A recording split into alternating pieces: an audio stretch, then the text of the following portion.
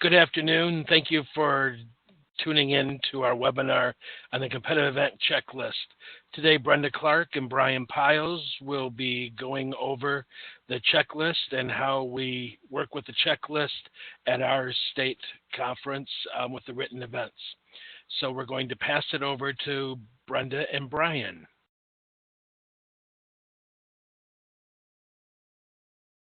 Brenda, you're going to request control now.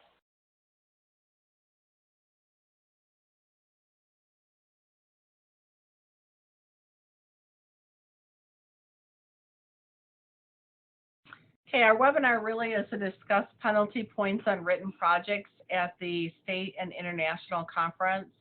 The penalty points really impact the students' opportunity to advance to the international DECA conference. So our goal is to make you aware, either as an advisor or as a student, what to do and, more importantly, what not to do to make sure that your project is not penalty pointed. The first thing that you should download when you are doing written projects is the written entry event checklist. It's available at DECA.org, and it's really important that you use the Michigan DECA written entry checklist, which goes above and beyond the international DECA checklist.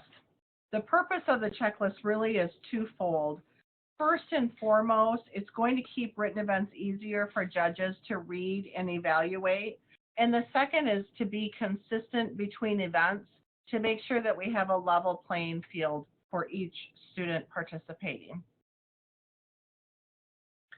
The statement of assurance is probably the second thing that you need to download and take care of as you begin your projects. The statement is designed to ensure that only original work is submitted into competition. Students must cite their sources and give appropriate credit to authors. It must be signed by all participants and the chapter advisor. If any one signature is not there, it is penalty pointed. Some additional issues that we've seen arise happens when the page is signed at the beginning of the project by all of the students, and then partway through a different student joins the project or substitutes in and is not the signature that is on the front. So you want to make sure that whoever is arriving at competition has signed the written event statement of assurance. Hi, I'm sorry to interrupt. Is anyone else having a problem getting onto the actual webinar? No? Okay. No.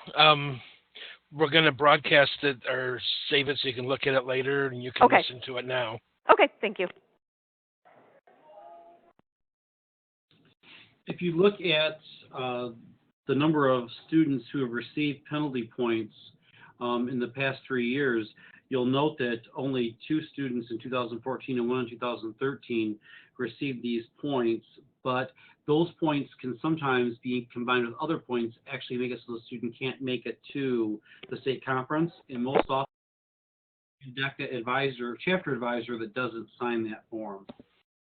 All entries must be submitted in the official written event folio, and you can use any folio from any year. However, many advisors believe that it is good strategy to use the newest version as opposed to having some of the older ones that look a little bit used over time. We don't have a problem with people in Michigan using sheet protectors, and so just be sure that all of you continue not to use them. Page limits are placed to aid in the review process. Judges don't have time to read 50 or 60-page reports. The page limits require students to be concise and state the most important information for their writing. And you can see that there are different page limits for different projects, and so be sure that you're aware of those as you're going through and reviewing student work. Going over the number of pages is not an issue. As you can see, it happens occasionally. In the last 3 years.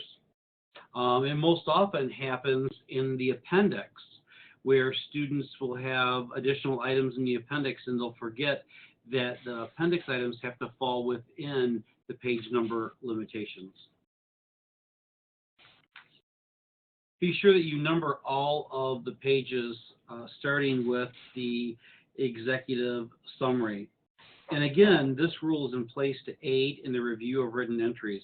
The more uniform entries are in structure, the easier it is for the judge to find information and to evaluate each section.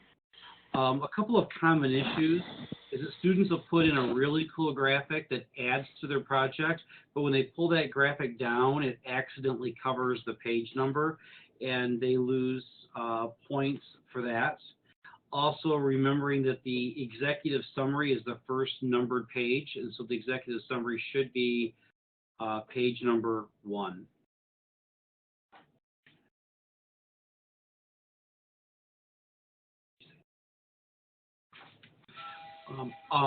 If you look at this, this is an issue, although it's been a declining issue from 2013 to 14.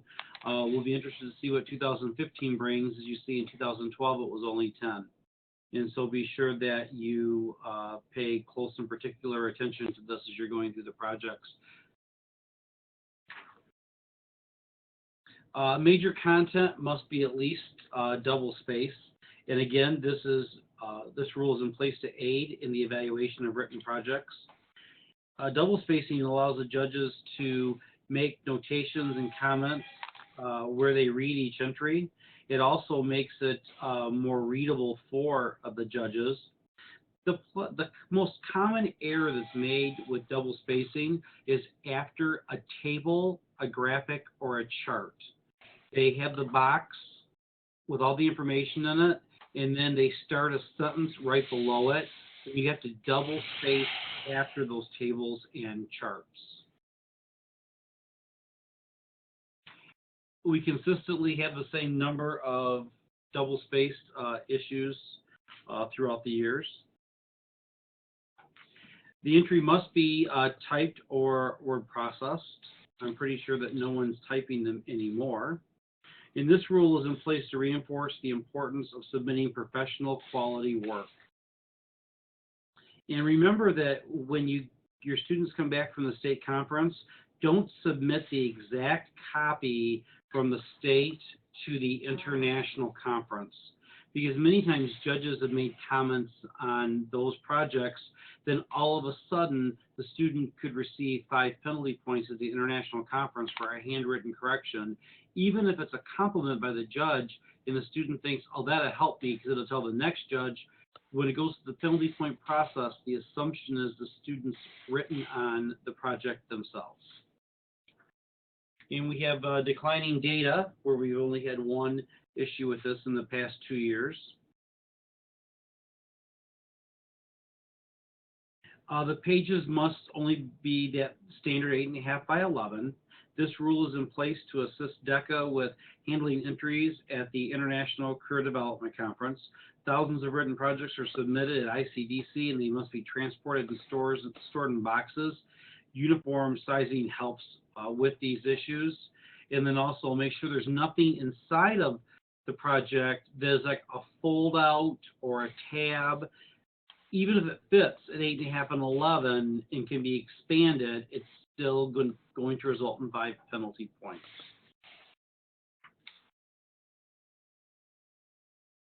Item number 9 is where we end up with the lion's share of the penalty points that you'll see in a minute.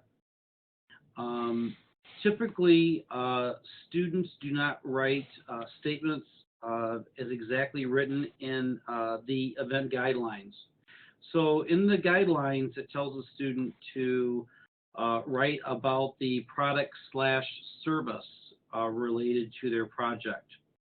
And an example would be a student might be doing a buying and merchandising competitive event, and they write about opening up a motorcycle dealership, and they choose to only use the word product. However, within that motorcycle dealership, they accept credit cards for payment, and they also do repairs. And so they're also a service business. Our advice to chapter advisors and to students is that there are many times that you need to follow rules and regulations that might not make sense to you, but it's what you need to do. And this helps teach the students that they need to follow the submission of any formal written document at a later date in their life exactly as it's written here. Another common problem that we have in this section is that students omit subsections within the body of the paper, and or, as it says, they need to be written exactly. They change the Roman numerals to regular numbers. They interchange the letters and the numbers. They don't follow through the outline as it's written in the DECA guide. And Brenda will be giving a couple of strategies on that later. The table of contents is not penalty pointed at the International Career Development Conference. However, in Michigan, it is. The Michigan DECA Advisors Council believes it's important for our students to have a well-developed table of contents, so if the judge wants to go back and read a particular section, they can flip to the table of contents and go find that section. You want to make it as easy on the judges as possible. You only need to include major sections, and it still needs to be written verbatim as it is in the project guidelines. As you can see, we do have some declining data here. However, 65 students received penalty points for this section. And if you think of the other sections where there might be 1 student or 3 students or 4 students, or you might be the unfortunate student whose advisor didn't sign the written statement of assurances, those are the pieces that add up that knock the projects out. Our goal is to significantly reduce that number of 65. Brenda and I are now going to talk about a couple of strategies that we believe are beneficial to assist you in developing the student's project. The student should have the advisor, yourself, that's going to assist them, review their project, provide advice, set timelines, give content and grammatical corrections.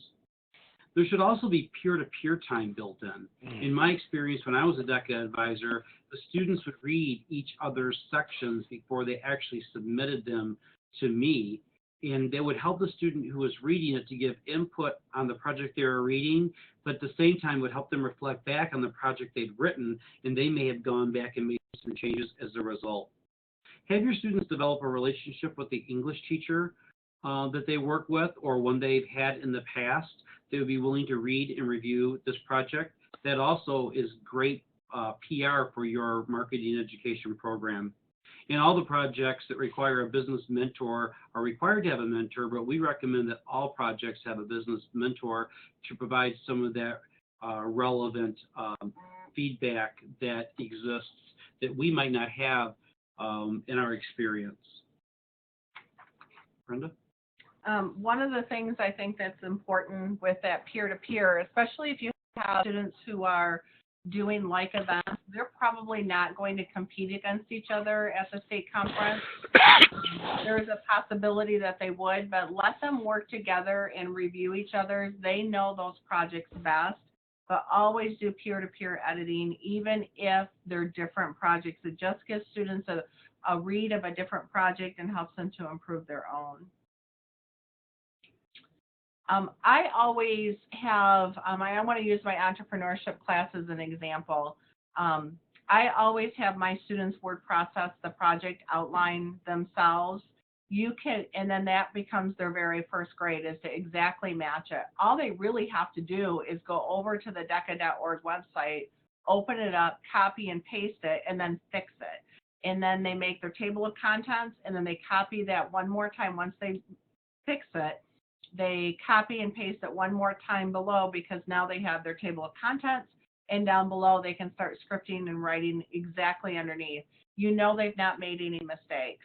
With my entrepreneurship class, because I have so many students using the same outline, I put it into a Google Doc. The students download my template onto their desktop, re-upload it into their own drive, name it for themselves or the name of their company, and I know that it is perfectly set the way it is unless they do some major mess up. rather than to have 18 students word process the same outline. It just saves us all some time and energy. The other thing that I learned early on, well, not early on, partway through my career, is to make sure that you set due dates and you hold the students to those due dates, and that the penalties are painful enough that they're going to meet their due dates. I had one time where, because they had the day off before written projects were due, they thought they could come in and finalize the last couple of things that they needed to do. Well, that last couple of things for one group took 12 and a half hours. So I don't do that anymore. And again, that business mentor and English teacher can help with those due dates, because it's not just the student in you that needs to get work done. They now have to turn that over to their business mentor and to their English teacher. And always, I'm sure you're all doing this, but operate in the cloud. Use either Google Docs or Dropbox or some form of cloud-based system, so that your students have 24/7 access to documents and you have 24/7. I like Google Docs because I can go back and look at the revision history, and I have those all up on Friday mornings when I meet with my students about their projects, or Monday mornings, depending on the day. And they can say, well, I've been working on this really hard, and I can pull up that revision history and show them how hard they either have been working or have not been working. Make sure that you are using the current year's written event checklist. We usually have one, and one is more than we ought to, that use the previous year's written event checklist or guide. So the research events, the topic changes every year. And sometimes students are looking at last year's project, they're looking at last year's table of contents from a student who did it in their own school the year before, or the international copy, and they don't understand that the topic has changed. So really important as an advisor that you make sure that the students are using the current checklist and the current guidelines for that specific event. You'll want to write directly on the project. I do it through Google Docs and Google Drive. I make comments. I help them with some editing, not a lot. I tell them what edits they have to make for the most part. And then make sure you're continuously providing feedback. When I do my due dates, I have a draft due date and a final due date. So the students submit a draft, and then they end up submitting the final project about a week later, or the final section about a week later. So some really common mistakes that we find is that executive summary going into 2 pages when it really does not need to. Many students will double space the executive summary. The executive summary does not need to be double spaced. It can be single spaced, and it's usually when it's double spaced that students go on to that second page. It's an automatic 5-point deduction if it goes on to a second page, even by a word. The next is to students that change the heading, and here a student said Introduction to the Learn and Earn project, when really it should just say Introduction. They're trying to make it make more sense for them. They think that by changing that heading that it makes it look better to the judges. It does not, and will cost them a 5-point penalty. The last thing we really want to talk about is how judges judge these at the state and international conference. The first thing I want you to understand is the written event is judged completely separately from the presentation. So the written event, we ask the judges to read very briefly through all of the events in their section to make 3 piles: an excellent pile, a good pile, and a fair pile. The excellent pile they'll spend more time with because they have limited time to judge and evaluate the written section. The good they'll spend a little bit of some time with, and maybe a good one will end up in the excellent pile. The fair, they're really just going to glance, spend a few minutes with evaluating, because they know those fair ones will not go on to the international conference. So the executive summary becomes so important when when your students are preparing that, to catch that reader and catch their attention. A couple of new things this year for Michigan DECA. All your events are going to have to be turned in on a flash drive. They'll all be electronically checked for plagiarism, and the teacher will be notified if there is a high level of plagiarism. One thing we do want you to be aware of is that on local demographic information, you can only talk about Jenison, Michigan in so many different ways.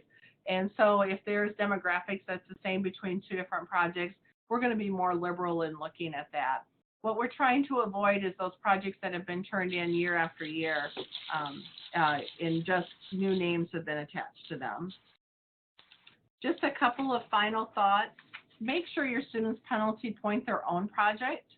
Once they penalty point their own project, then have peer-to-peer do a penalty point assessment before you do the final penalty point assessment. You should be the kind of last stopgap for your students to make sure that they have a penalty-free project that they turn in, and their project then becomes based on its merits. Thank you, I appreciate it. And I don't know, Dave, have you gathered any questions? No questions here. So thank you. If you could pass it back.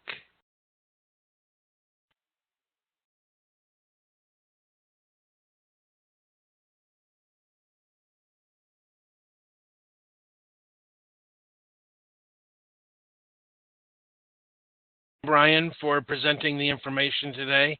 It's going to hopefully reduce the number of penalty points we get for our state and definitely for the international conference. If you hear of somebody who wants to get this information, we'll be posting it on the website hopefully by tomorrow.